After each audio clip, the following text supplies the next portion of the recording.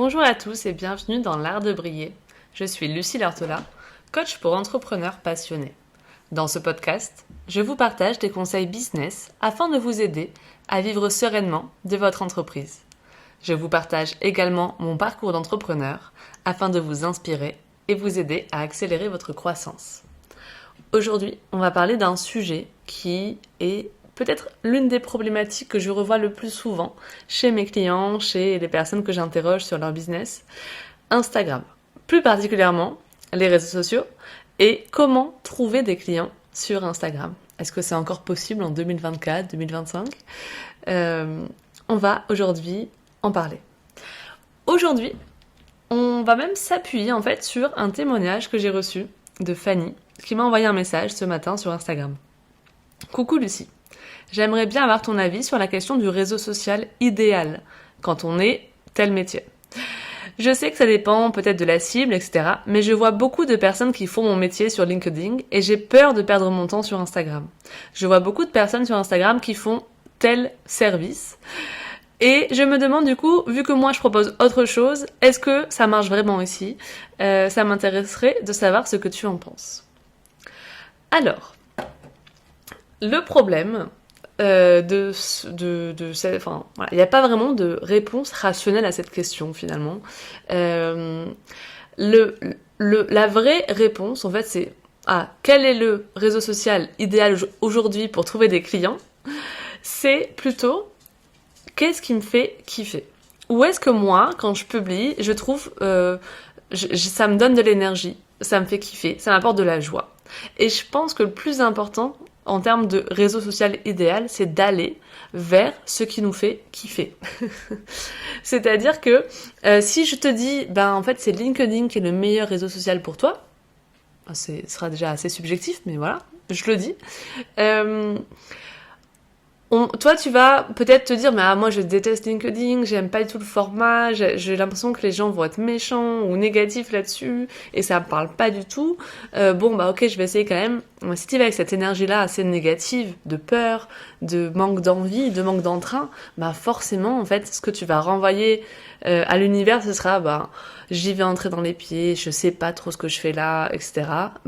Tu vas attirer ça à toi. Tu vas attirer des énergies négatives. Tandis que si tu fais quelque chose avec le cœur, avec de l'authenticité, avec de la joie dans ce que tu fais et du kiff, là, tu vas commencer peut-être à trouver des clients, peu importe finalement le moyen. C'est quelque chose à se rappeler pour tout finalement, et ça a l'air très simple dit comme ça, mais le plus important, peu importe la stratégie, peu importe le format, peu importe ce que tu fais, c'est de faire les choses avec le cœur. Pour moi, c'est ça qui fonctionne le mieux dans la vie. Tu peux essayer de vendre un service qui ne te fait pas vibrer à 100%, ça se ressentira et du coup, ça marchera pas. Tu peux essayer de chercher des clients, mais t'es dans cette énergie de manque, de peur de pas y arriver, de manque de confiance, forcément, ça va se ressentir et tu n'auras pas les résultats que tu espères.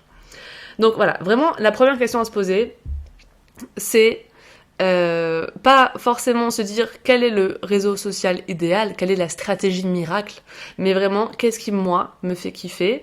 Et peut-être que même sur Instagram même, il y a peut-être un format qui te plaît plus que d'autres. Moi par exemple, j'aime beaucoup publier en story, je me sens plus à l'aise avec ça que à faire des réels en dansant par exemple. Et du coup, j'ai ce champ libre et j'ai cette opportunité de publier régulièrement sur Instagram, mais plus en story que sur mon compte.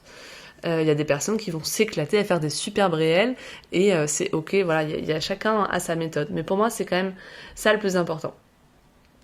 Après, l'autre question, c'est est-ce que c'est possible aujourd'hui de se démarquer de la concurrence sur Instagram ?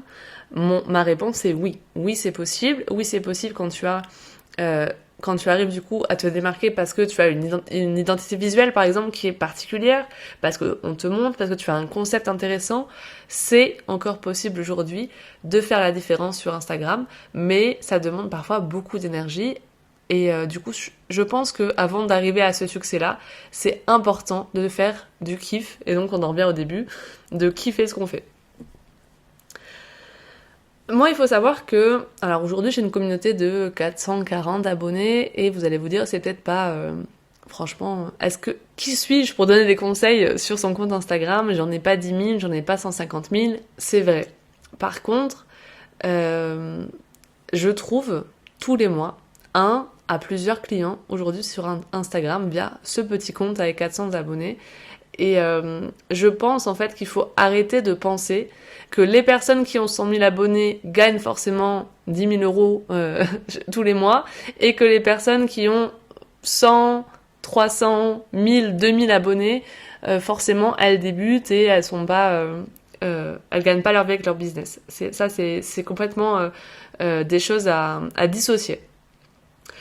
Aujourd'hui, si je trouve des clients sur Instagram, je pense pas que ce soit vraiment grâce à mes posts. C'est-à-dire que c'est pas parce que je publie une fois ou 3 fois sur mon compte, que je publie tous les jours ou très peu, pour l'avoir testé à plusieurs reprises, c'est pas ça qui débloque mes chiffres d'affaires et qui d'un coup m'attire plein de clients.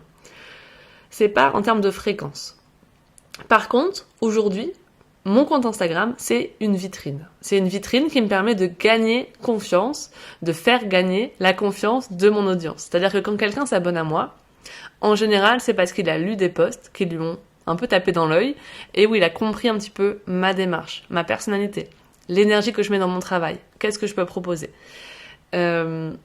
Je pense que ce que je fais sur Instagram aujourd'hui, ça me démarque de mes concurrents parce que ça laisse beaucoup transparaître ma façon de fonctionner, ma vision de mon métier, ma vision de la vie. Et ça, c'est un facteur qui crée une connexion avec les personnes et qui fait que facilement, elles ont envie d'en savoir plus sur moi. C'est évidemment ce que je fais aussi avec le podcast. Je pense que j'instaure une proximité. Voilà. J'arrive à parler de sujets de façon assez longue et c'est quelque chose en fait qui instaure de l'intimité, on a plus le temps de comprendre un petit peu ce que veut dire la personne, sa vision des choses et donc soit on accroche, soit on n'accroche pas, mais au moins ça donne la possibilité de s'en rendre compte. Du coup, comment je fais aujourd'hui, quelle stratégie j'adopte sur Instagram et à partir du moment où j'ai fait cette stratégie, ça a changé pas mal de choses pour moi. C'est déjà d'instaurer 3 piliers de contenu sur Instagram. C'est-à-dire que mes posts, en général, sont forcément dans une de ces 3 thématiques. La première, c'est des conseils business. C'est un petit peu mon métier. On est sur de l'éducatif. J'apporte un petit peu ma vision de ce que c'est une entreprise, de comment vous aider à trouver des clients, comment... voilà, ce côté plus comment vendre, etc. Plus concret de conseils business, même si souvent j'y rajoute un peu ma touche personnelle. Par exemple, j'explique rarement voilà à quoi sert votre client idéal. Tu vois, c'est pas... Ensuite, donc ça c'est mon métier. Deuxième pilier de contenu, c'est un peu mon positionnement, ma spécialité en tant que coach. Donc là, je vais parler plutôt santé mentale, développement personnel, spiritualité. J'apporte un petit peu du coup ma vision particulière qui permet de débloquer des croyances, de prendre soin de soi, d'être dans le respect de soi-même, ce qui est un peu la même chose, d'un point de vue business. Ensuite, donc voilà, si vous lisez mes posts sur Instagram, normalement c'est forcément l'une ou l'autre de ces thématiques. J'essaye évidemment que ce soit à peu près régulier, même si franchement je me prends pas la tête. Et le troisième pilier de contenu, c'est celui que j'appelle confiance client, où en fait je fais en sorte d'augmenter la confiance de mes clients, de mes futurs clients ou des personnes qui découvrent mon compte. En cela, je partage tout ce qui va être une expertise ou ce qui pourra leur donner l'impression que j'ai une expertise. Donc au-delà des conseils, par exemple, le fait de partager mon podcast, c'est une façon de montrer que je prends ma place, je fais entendre ma voix au sein de la thématique développement de son business. Donc ça donne aussi une espèce de confiance. Tout ce qui va être résultat de mes clients, avis de mes clients, forcément. Et après, ce qui peut donner confiance aussi, c'est juste tout ce qui va être personal branding, qui je suis, mon parcours d'entrepreneur, mon parcours dans ma vie, et tout ce qui va être en lien avec des choses qui vont donner un peu des points communs avec mon audience, parce que en général, les gens achètent chez des personnes avec qui ils se sentent similaires, avec qui ils ont des problématiques communes, avec qui ils ont des points communs. Et du coup, j'essaye pour cela de parler un peu plus de moi.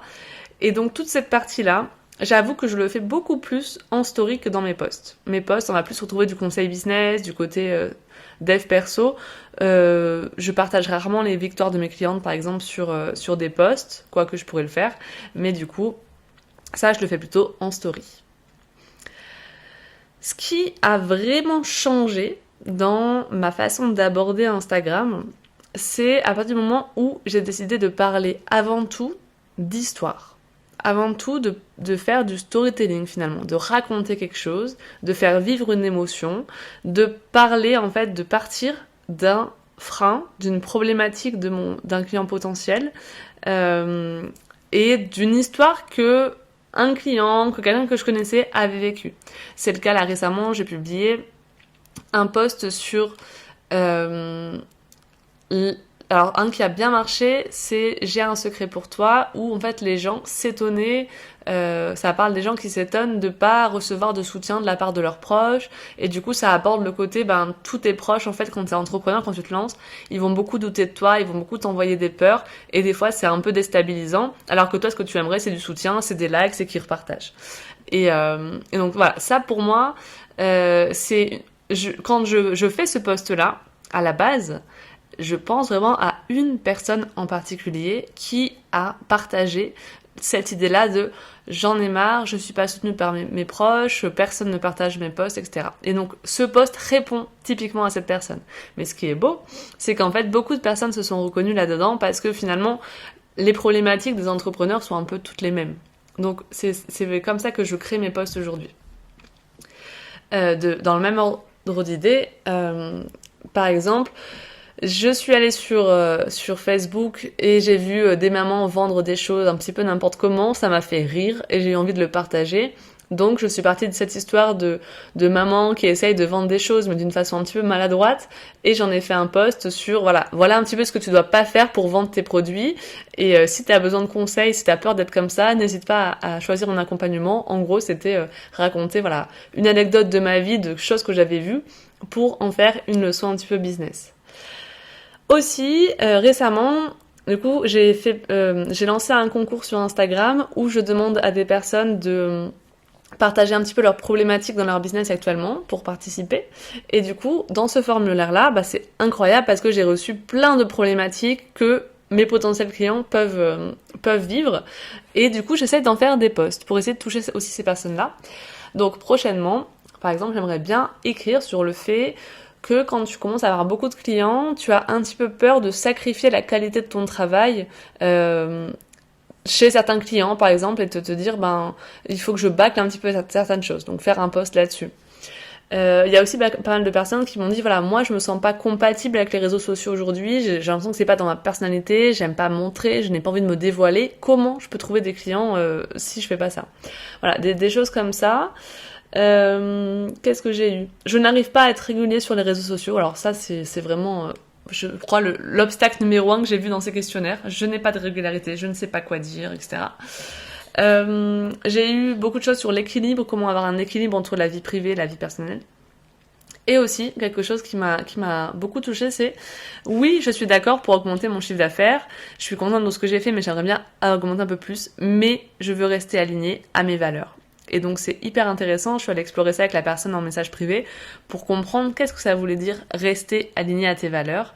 Et du coup je pense que j'en ferai même un épisode de podcast de celui-là. Mais voilà, c'était hyper intéressant. Donc, tout ça pour vous dire que, comme vous le voyez, à chaque fois, en fait, je pars vraiment d'une problématique que peut rencontrer ma cible. Et là, j'essaye de dire, ok, qu'est-ce que je répondrais à cette personne si elle était en coaching avec moi ? Parfois je lis des choses aussi en parallèle, j'écoute des podcasts, je lis des livres et en fait il y a des phrases qui me disent tiens, c'est vrai que ça, ce serait une réponse incroyable pour telle problématique que j'ai entendue la dernière fois. Donc voilà, je m'inspire aussi des sources autour de moi, évidemment, mais le but c'est de faire en sorte que ces personnes du coup se sentent entendues, se sentent comprises dans leurs problématiques et donc sachent à partir de là que je suis la personne qui sera capable de les aider à y voir plus clair avec leurs problématiques. Ensuite, si vous voulez trouver des clients grâce à un réseau social, en fait la réponse est dans la question. C'est-à-dire que un réseau social est fait pour créer du lien social. est fait pour réseauter, est fait pour discuter. Et donc, il faut vraiment pas perdre de temps à avoir des super beaux visuels de vos posts, à avoir une super stratégie avec justement des piliers de contenu, faire toujours des choses un peu différentes, bien réfléchir au hashtag ou à la légende. Personnellement, moi, j'ai lâché prise par rapport à ça depuis, je pense, le mois de janvier cette année. J'ai fait des visuels beaucoup plus simples, j'ai fait des légendes sur Instagram beaucoup plus simples, et je pense que ça me démarque aussi parce que souvent mes légendes n'ont pas grand chose à voir avec ce qu'on va voir ailleurs. Souvent je mets des choses rien à voir, je fais des choses un peu plus rigolotes, un peu plus ouvertes.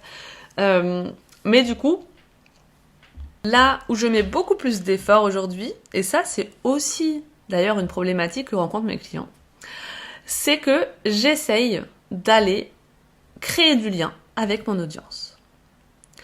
Et du coup, je m'en fiche d'avoir 400 abonnés sur Instagram parce que, en fait, parmi eux, aujourd'hui, je suis convaincue que se cachent déjà mes futurs clients. Donc, comment je fais maintenant pour qu'ils deviennent mes clients, vu qu'ils sont ici, même s'ils sont que, entre guillemets, 400, parce que 400 c'est quand même pas mal, et même s'ils sont que 100 chez vous, par exemple, je vais aller créer du lien avec ces personnes. Parce que je pars du principe que si la personne elle a pris le temps de s'abonner à moi, c'est qu'il y a quelque chose qui a fait tilt. On s'abonne pas à n'importe qui. Moi, quand je m'abonne à un compte, c'est parce que j'ai eu un petit coup de cœur, parce que voilà, en général, c'est pas anodin. Donc, au lieu d'envoyer un message automatique comme tout le monde le fait, parce que c'est la super stratégie miracle d'Instagram, je fais pas ça. Par contre, je vais aller commenter les posts de ces personnes, leur envoyer des messages privés ou interagir avec leur story. Envoyer des réactions quand ils postent des sondages en story, par exemple. Leur envoyer des questions ouvertes en message privé par rapport à leur service, comment est-ce qu'ils m'ont découvert, etc. Mais sans jamais parler de mes services, sans jamais avoir en tête l'idée que je veux vendre à ces personnes. Juste pour le plaisir de parler à des gens. Et en général, ça marche bien. Quand vous posez des questions ouvertes, par exemple, comment m'as-tu rencontré? Pourquoi est-ce que tu t'es abonné à mon compte? Tiens, qu'est-ce que tu fais dans la vie? Depuis combien de temps, etc. Alors, le depuis combien de temps, c'est une question un peu bateau que tout le monde pose en ce moment sur Instagram, donc peut-être freiner un petit peu celle-là. Mais du coup, les gens, en fait, voilà, ils aiment parler d'eux, et donc forcément, ça va engager la discussion. Évidemment, pas avec tout le monde, hein. Il y a des personnes qui répondent pas, qui te ghostent, etc. C'est ok. Voilà, ça matche pas avec tout le monde. Mais en tout cas, peut-être que dans le lot, il y aura 1, 2, 3 personnes avec qui vous allez vraiment échanger. Et cette personne, un jour, si elle rencontre une problématique, elle saura peut-être un petit peu mieux ce que vous faites. Peut-être qu'elle pourra vous recommander à quelqu'un. Peut-être que d'emblée, elle va vous dire qu'elle a telle problématique et que vous êtes capable de l'aider là-dedans. Donc que ça pourra, pourquoi pas, aller vers un appel découverte. Voilà. En tout cas, l'important, c'est vraiment, si vous avez l'impression que les gens s'engagent pas assez chez vous, vraiment, vous aussi, est-ce que vous prenez le temps de vous engager chez eux? Est-ce que vous prenez le temps d'aller commenter leurs posts, de réagir à leurs stories, de créer du lien comme ça un petit peu? Et je pense que ça, c'est vraiment quelque chose qui est un peu trop sous-coté au détriment de publier, partager, mettre des posts, faire des réels, alors que finalement, la base d'Instagram, c'est quand même de créer du lien. Et donc, t'as besoin aussi, si tu veux créer, trouver des clients, d'aller, au bout d'un moment, parler à des gens, quoi. Parler à des gens, vraiment, concrètement. Et pourquoi je vous dis ça? Donc, je vous le disais juste tout à l'heure, c'est un problématique que je rencontre beaucoup avec mes clientes. En fait, des fois, si demain je vous dis, voilà, comment vous allez faire ce mois-ci 5 000 € de chiffre d'affaires, vous allez me sortir des actions un petit peu, mais des actions en mode, je vais publier plus sur Instagram, je vais publier plus sur mon podcast, je vais envoyer une newsletter, je vais participer à une soirée réseau. Et en fait, ça, c'est des actions déguisées. Ça, c'est de la procrastination. C'est la peur de réussir qui vous parle. Parce que là, vous faites pas des actions qui concrètement vous amènent à un client. C'est des actions détournées. Je me rends un peu plus visible, mais d'un côté, je reste dans ma zone de confort, c'est-à-dire que je vais pas aller chercher les gens. Maintenant, si une de vos actions, c'est je vais envoyer un email à un ancien client pour lui proposer un nouveau service, là, on est directement sur une demande et c'est un peu plus concret. Sur Instagram, je vais parler tous les jours à 3 nouvelles personnes en essayant de comprendre si elles pourraient être intéressées par mes services, essayer de comprendre leurs problématiques, notamment liées à mathématiques de métier, donc par exemple le SEO, ou leur site internet, ou leur compte Instagram, ça, de suite, ça va quand même changer pas mal de choses, créer de la discussion, créer une vraie connexion, et donc il y aura beaucoup plus de chances en faisant ça d'aller ensuite vers la vente d'un service que juste en publiant un post sur Instagram. Et donc ça, c'est vraiment une réflexion à vous faire aujourd'hui. Est-ce que je passe beaucoup de temps à parler, vraiment à créer du lien, même à parler de mes offres concrètement, ou est-ce que je passe beaucoup de temps à créer des beaux visuels, à créer des beaux carousels, à faire des beaux posts, des belles légendes avec des beaux emojis, mais finalement, concrètement, je vais pas vraiment chercher des gens, à créer du lien. Je pense que c'est ça qui fait ça. Voilà, mon évolution, moi, c'est vrai que je pense que je suis sur Instagram depuis 2014. Waouh, tant d'années. Donc, évidemment que ça a beaucoup changé. Et il y a une période quand j'ai ouvert mon compte business, je pense en 2022, ou fin 2021. Non, 2022. Ce qui s'est passé, c'est que je voyais beaucoup de gens qui faisaient des trucs business, beaucoup de stratégies, beaucoup d'il faut faire ci, voilà, il faut pour vendre sur Instagram, pour trouver des clients, pour réussir sur Instagram, pour avoir plus d'abonnés, il faut publier des réels. Mais ces réels doivent faire moins de 10 secondes, on doit te voir dedans, ils doivent capter l'attention dès les premiers mots, etc. Et c'était beaucoup de pression finalement. Donc j'ai participé à ce jeu-là pendant plusieurs années. Et puis, en 2024, je crois que j'ai eu un peu la flemme, ça y est, j'en ai eu marre. J'ai eu vraiment un ras-le-bol d'Instagram aussi d'ailleurs à cette période-là. Je me souviens en décembre, j'avais complètement coupé. C'est important aussi de couper des fois complètement. Et j'étais revenue en disant, écoute, voilà, maintenant, j'ai plus envie. Je cherche pas à avoir plein d'abonnés. Je cherche à avoir des clients. Je cherche pas à avoir plein de likes sur mes posts. Je cherche à avoir des clients. Et donc, ça a changé beaucoup de choses. Donc, maintenant, je me dis, j'essaie de briser un petit peu ces codes. De sortir un peu de ces stratégies. Et de me dire, qu'est-ce que je pourrais dire à mon client idéal pour qu'il achète chez moi ? Comment est-ce que je pourrais lui donner envie d'acheter chez moi ? Comment je pourrais lui donner confiance ? Et je cherche pas à avoir plus de gens, je cherche à avoir plus de clients idéaux qui viennent et qui ont envie d'acheter chez moi. Ça a vraiment changé pas mal de choses et du coup je me laisse l'opportunité d'être plus libre dans mes formats, plus simple dans mes visuels, d'avoir des partages peut-être plus spontanés qui correspondent pas forcément des fois au code d'Instagram. J'ai pas de stratégie, j'arrive pas à être régulière, à me dire je vais poster 3 fois par semaine. Je m'y tiens, mais voilà, malgré tout, j'arrive à trouver des clients. Peut-être que ça pourrait être mieux en soi, je pourrais avoir plus de résultats et c'est vrai. Mais je me suis sortie de ce côté-là et donc c'est vraiment quelque chose que je vois beaucoup. Le fait de se dire je sais pas quoi publier sur Instagram, je pense pas être bonne sur Instagram, d'être un peu perdue en disant je fais au feeling et je sais que ça devrait pas être comme ça. En fait des fois faire au feeling, tant que tu fais, c'est pas très grave. Même si t'as pas une stratégie hyper réglo, c'est bien d'essayer et de faire un petit peu tous les jours, de faire un petit peu tous les mois. Et finalement, comme ça, tu vas te rendre compte que tu avances. Mais vraiment, je pense que ce que je peux dire comme méthode miracle pour trouver des clients sur Instagram, c'est d'aller faire des actions qui concrètement vous apportent des clients, comme partager en message privé avec des gens, mais pas forcément se dire je publie 5 fois par semaine. Je pense pas que ça soit... pour l'avoir fait, je pense pas que ça soit vraiment ce qui change les choses. Pour en revenir du coup à tout ça et parce que c'est quelque chose qui est important aussi, dans le message de Fanny, il y avait beaucoup de comparaison, de se dire oui mais un tel il fait ci, un tel il fait ça. Et je pense qu'il faut se désabonner de ses concurrents, il faut arrêter de se comparer parce qu'il y aura toujours des gens qui feront mieux. On a déjà d'ailleurs cette facilité à aller toujours mettre en lumière et sur un piédestal les personnes qui font mieux, alors qu'on voit pas qu'il y a des gens qui galèrent comme nous, et il y en a vraiment beaucoup, c'est même une majorité, qui sont plutôt à notre niveau. Et du coup, voilà, vraiment arrêter de se comparer.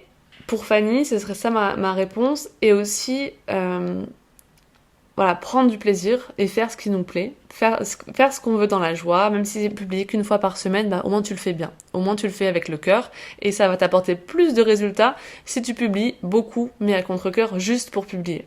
Parce qu'au final, voilà, t'es pas dans un ego trip, quoi. T'es pas en train de juste à tout prix essayer d'être visible et surtout pas disparaître dans le tréfonds de l'algorithme. Et aussi, vraiment, j'ai arrêté de regarder les chiffres. Donc, tant au niveau de mes posts que au niveau des abonnements. Aujourd'hui, en fait, j'aime bien quand j'ai des abonnements, quand j'ai des likes, quand j'ai des commentaires et que je me dis, ok, en fait, ça a peut-être touché les gens. Des fois, j'ai des repartages et tout ça. Donc, c'est vrai que c'est intéressant de dire, ok, là, j'ai touché quelque chose. Donc après, je peux réanalyser pourquoi ça a plus marché qu'un autre. Mais je m'en détache un petit peu en me disant, le plus important, en fait, c'est quoi le chiffre qui compte le plus? C'est combien j'ai trouvé de clients ce mois-ci, combien j'ai eu de demandes, de questionnements peut-être sur mes offres.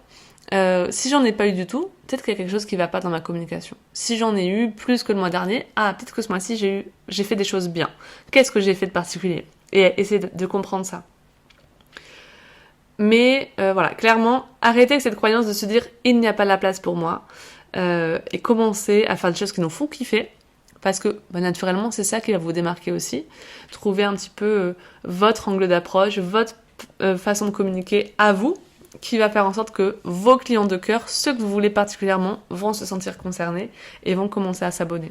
Évidemment, ça prend aussi du temps, donc ne soyez pas trop dur avec vous, si ça prend du temps, c'est normal. Voilà tout ce que je pouvais vous dire aujourd'hui sur comment trouver des clients sur Instagram. J'espère que cet épisode vous a plu, peut-être qu'il vous aura fait réfléchir. En attendant, si le podcast L'Art de Briller vous plaît, n'hésitez pas à le partager autour de vous, à vos amis entrepreneurs. Je vous souhaite une très belle journée et je vous dis à bientôt pour un futur épisode.